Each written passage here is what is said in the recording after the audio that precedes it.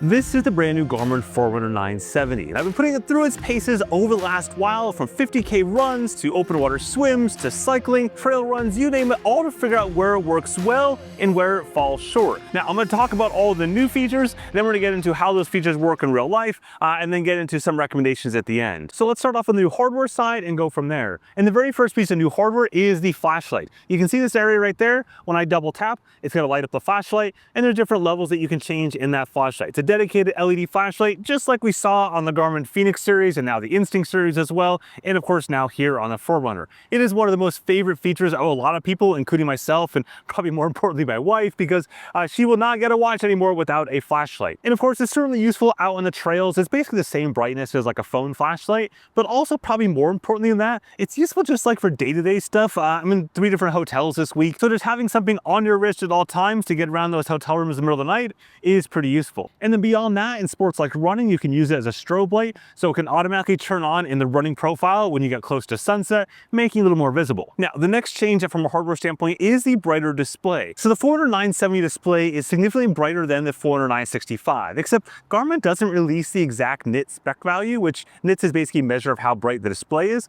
And that's weird because every single other company releases it, from Apple to Google to Samsung to Fitbit to Suunto to Coros to Polar, like you name it, everyone else announces it. Now, I'm guessing here is between a 1500 and 2000 nit display. Nonetheless, it is clearly a brighter display. The problem with that default setting is it burns the battery like crazy. So for context, I always prefer my watches switched over to the always on mode. That means that even when my wrist is down like this, like that, I can still see the time there. I raise the wrist up, it goes to full brightness. Versus gesture based, which is the default, means that when my wrist is down, it turns off the display. I'm not a fan of that. So historically speaking, on Garmin watches of roughly this size, I get like 4 to 6 days in an always on configuration, including 1 to 3 hours of GPS time per day.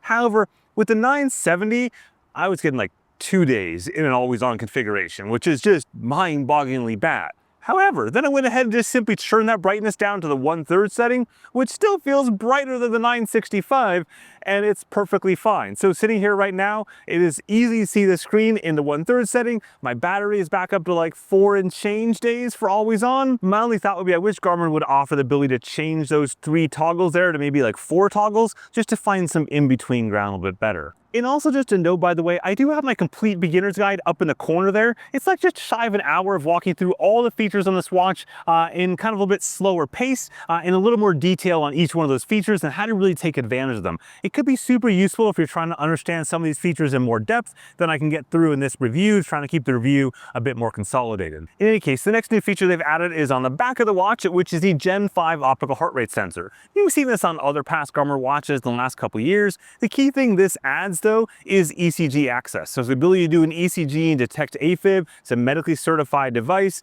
and that is now here on the 970. To do that, you simply put your watch on. You're gonna go ahead and hold the bezel like this. You have to go through a bit of an onboarding process for like 45 seconds the very first time so that you know it doesn't detect a heart attack. But at that point, you can use it whenever you want to do an ECG and detect an AFib condition. Note that this is not passive AFib like many other companies out there. For example, the Apple Watch and Google and Samsung and others can do passive AFib detection. This unfortunately doesn't do that at this point in time. However, one thing you can do at this point in time is to simply watch this video all the way through. That's the only thing the YouTube gods care about, and that really does help out this video and the channel quite a bit. Now, the next piece of new hardware is the speaker and microphone that is inside this. Up until now, Garmin watches, Garmin Forerunner watches, have had a beeper. So a beeper makes all sorts of neat little chimes and beeps, but it's not a speaker, so it can't replicate the human voice, for example, and there wasn't a microphone to be able to talk to your watch. And it gives you basically 3 core things. Number 1, the ability to take voice calls, so you can answer a voice call on your watch. But note that you do need to have your phone nearby. That's because there's no cellular LTE in the Forerunner 970, thus you have to leverage the cellular connection from your phone. In any case, you can go ahead and make outbound calls or inbound calls from your wrist, and the speaker is fine. It does sound better than the Fenix 8 did. I don't know if that's a change in the speaker quality or maybe a change in the case material, because this is a plastic case as opposed to a metal case typically found on those other watches. But either way, the speaker definitely sounds better than it did in the past. With that speaker mic comes 2 different ways to use basically assistants. The first one is the voice assistant, where it's going to leverage the voice assistant on your phone. So in this case, with an iPhone, it would leverage Apple Siri. In the case of a Samsung phone, it's going to have the option to leverage leverage Bixby. In the case of all other Android phones, it's going to leverage Google Assistant. So basically, you just go ahead and open up Assistant, ask it your question, and then it responds back. What is the weather today? Looks like it will be partly cloudy today. Daytime temperatures will hover around 62 degrees, with overnight lows around 49.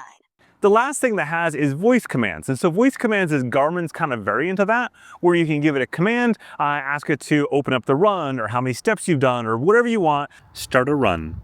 Now, as I said in the past, I'm not really a big person for talking to my wrist. It just not my style. But now if you want that feature, at least it's there for you. And then the final little hardware bit before we talk all software from here on out is the actual watch itself remains a 1.4-inch AMOLED display, as we talked about earlier on. It remains at 47mm case size. However, that outer bezel edge there is titanium. That's actually a key thing for them to be able to do ECG. And technically speaking, the case is now 0.3mm thinner. You probably wouldn't notice, but it's technically speaking thinner. Okay, so let's talk about some of the new software features, starting off on the running side. After all, this thing is called the Forerunner, so might as well start with running. So the very first new feature they've added is running load factor. The idea behind this is that if you imagine a perfectly flat 10K route that you've run, if you run that route at an easy pace, it'll feel like 10K because it is 10K. But now imagine you go down a mountain that's purely all downhill for the mountain, and you do that really, really hard. You know, if you're a runner, that your legs are going to be totally shot the next day. That's just the way running works going downhill.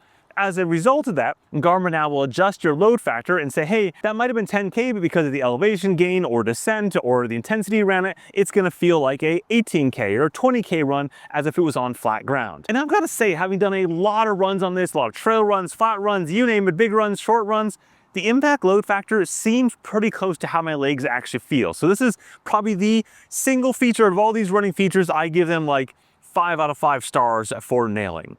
The next piece then is running tolerance, and this leverages some of the running load factor pieces. So when you crack open the running tolerance, that top number there, the big one, is your impact load in either kilometers or miles. Mine is set for kilometers, and that's going to show you basically your kilometers over the last 7 days, and it's weighted towards more recency.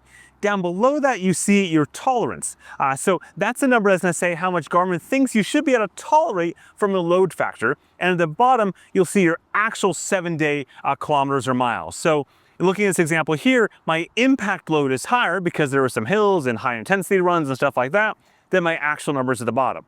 All this is fine. If I look at that little chart down below there, you can see how this is over the last few weeks. And here's where my problem is. Over the last 3 or 4 weeks, I've roughly done between 70 and just shy of 100 kilometers a week. Yet it thinks my tolerance is only about, well, 45 kilometers a week as of this morning. And for context, on one of those weeks, I went out and just randomly ran a 50K like ultra marathon just for funsies. And then the next day ran again in the morning without any problems at all. It doesn't seem like this is scaling up fast enough on my tolerance compared to what my tolerance actually is. Okay, we'll get to the next 2 metrics, then we'll get to like non-metric stuff. So next up is the step speed loss metric and then running economy. Both of those metrics require the brand new Garmin HRM 600 heart rate strap. That $170 heart rate strap, which is just crazy by the way, is the only strap that will deliver these metrics. So what step speed loss is that you imagine as your foot hits the ground, there are speed losses associated with that. This is trying to measure that speed loss and then gives you a percentage of your total speed that it's measuring. It's basically like how efficient are you as a runner from a ground impact standpoint time. From there, a portion of that score is rolled into the running economy feature, which takes a number of runs before you start getting the running economy metric. In my case, it was over 110, 115 kilometers of running before I finally got that metric. And then it spits out what kind of like running efficiency runner you are. And, okay, look. Here's the problem with this whole thing. Number one, on the step speed loss, it favors running slower. And in fact, if you look at the running economy side, it will ignore all your faster runs, or most of your faster runs, or will ignore interval runs, or ignore trail runs, it'll ignore anything with significant amounts of elevation. So this whole thing seems to be set up to drive you to run slower, and not run slower for a purpose. Like if you were doing zone 2 type running stuff where you're training yourself on long runs to run slower from an aerobic standpoint, I could get behind that. But this is basically telling you to run slower to merely make the graph look better. And I've asked Garmin for clarity on how I can make myself faster with this, and at the end of the day, it's just a giant shrug. There are some things that are not useless though, which is the next one, which is the projected race time, projected finish time. So if you were to go ahead and add a race to your Garmin calendar, and the reason you would do that is so it starts to give you training recommendations for that and spits out an entire training plan automatically, and all of that is free.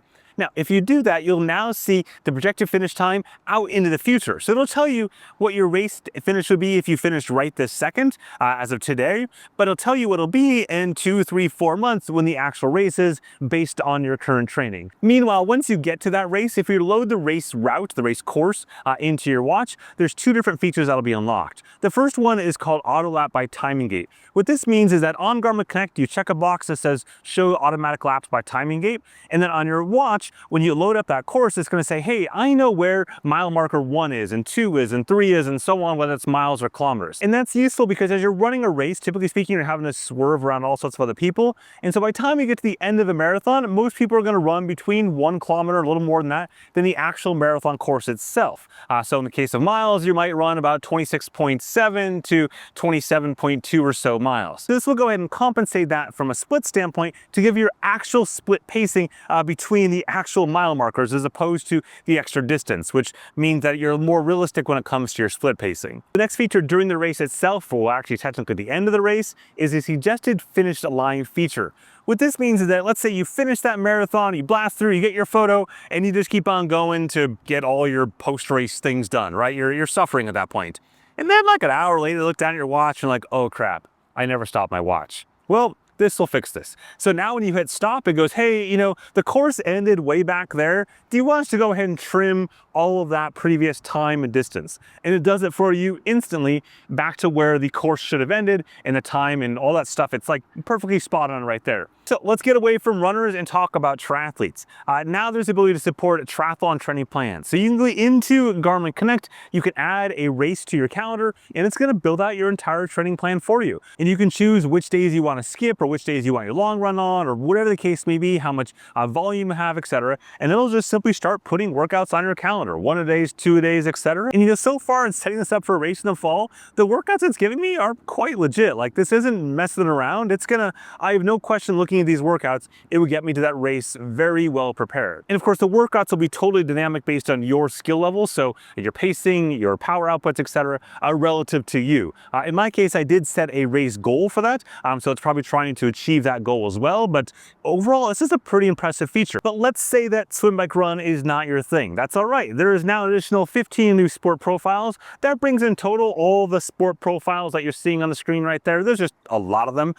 Generally speaking, over the last year and a half or so, Garmin has shifted a little bit away from having sport profiles that had unique data for them. Most of these sport profiles are more about categorization than they are about new and unique data types, but I think that's fine. Most people just want to be able to categorize these workouts, and now you can do that. Next are some changes to mapping. Essentially, Garmin took all of the Fenix 8 bits, including the user interface and a lot of other things in that realm, and stuffed it into the 970. Now, from a mapping standpoint, you'll notice the map's a little bit different now. There's this radius zoom concept at the top there, also different paneling in terms of how you navigate and whatnot. And then with that, they added the round trip routing automatic recalculation feature. So this is something they've had round trip routing in the past. That's where you go ahead and say, hey, I want a 10-kilometer run from right here, and I want to go towards the west or the east or any direction. You don't really care. Garmin looks at all of their heat map and popularity map data and then spits out a recommendation. And in my experience over the last decade, those recommendations are actually quite good mostly because they're based on where people actually go. What this new feature does, they introduced in the Fenix 8 and carried into here as well, says that if you go off course, it'll automatically recalculate the route to get you back to your goal distance of 10 kilometers. The problem is this just flat out doesn't work. Hard stop does not work. When you go off route, it instantly crashes the route. It straight up not only crashes the route, but simply deletes the route entirely and says, good luck, sucker. You're on your own. I've got to say, I don't understand how this slipped through the cracks. This was a headliner feature, and it's just flat out hard stop does not work. And it feels like there's a number of cases on this watch where things aren't fully baked yet. They're good, but there's just a lot of little things that I'm like, how did that slip through? And this is one of those things. Next, before I dive into battery life, I just want to mention some of these things right here. I'm not going to go on to the very detailed. Number one is they've added a large font mode like they've had on some other watches. Number two, they've added focus modes. Basically allows you to customize things for different kind of focus areas if you want to. Number three, they've added the ability to have up to 4 Connect IQ data fields in your data pages. In the past, it was 2 Connect IQ data fields. And they've also added multiple battery power management profiles. In the past, you had one you can customize. Now you have multiple ones you can customize, which is a great segue into the battery life in the new battery chart that you see right here. Now, earlier on, I talked about the smartwatch side of that with the display and all that kind of fun stuff. But let's talk about the rest of that chart, which is the GPS battery life. So if you look at the chart down below there, you'll see that there are some changes compared to the 965. And the internet at large mostly said, hey, the battery life is going down. And yes, it went down, but only in 2 categories. A smartwatch, like we talked about, and then the GPS only category, which is the least accurate category, went down. All the rest of them actually went up, and by default your watch is in Stat IQ mode, so by default in that mode it went up. And in my testing, this is all held true. Like from a battery burn standpoint, you can see some of those battery burn numbers down at the bottom there. Things have been on par and on spec with what they should have been. So then let's talk about GPS accuracy and heart rate accuracy. And for that, I'm not gonna do that riverside because it's just a mess. We're gonna go back inside and then we'll come back out here for the finish. Okay, it won't spend too long on these sets. You can see them linked down below there, and frankly, they're all really darn good. Starting off with this interval workout right here, these 400-meter repeats, it was spot on across the board. Very impressive. Likewise for this indoor training workout, also spot on across the board. We've got this outside ride, about 2.5 hours, and really good for optical heart rate. On the road bike outside tends to be challenging, and here it absolutely nailed it. Those little drops you see there are actually between the chest strap and the bike computer, nothing to do with the Forerunner 970 at all. Meanwhile, on the GPS side of things, looking at this trail run I did right here, as we go into the trees, 0 problems. Is identical to the Fenix 8 and also the Polar Grid X2. The same goes up in the mountains while road riding. You can see these fast switchbacks, and it is identical to both the larger bike computers as well as the other watches. However, when it comes to open water swimming, things aren't quite as picture perfect as we typically see on Garmin watches. This first swim here, it wasn't like exactly right, but it was okay-ish. But this next swim was a little more wobbly than I'd like to see. I did talk to Garmin about this last week, and they said this is not what I should be seeing. I should be seeing performance the same as in the past. So they're gonna start digging into seeing what's going on here. Overall though, on land-based activities as well as optical heart rate, it is really impressive. Pretty much like we'd expect to see from most of Garmin's premium watches, including that Gen 5 optical heart rate sensor. Okay, so where do we stand overall? Well, obviously, first off, the price of this increased by $150, right? So that's something to keep in mind. And right now, as I record this, the Fenix 8 is on sale for $799, and this is $749. So for 50 more bucks, you can get a Fenix 8, and it's got more features, it's got a hardier case and all that fun stuff. But of course, not everyone likes the Fenix 8 styling or the weight that comes along with it.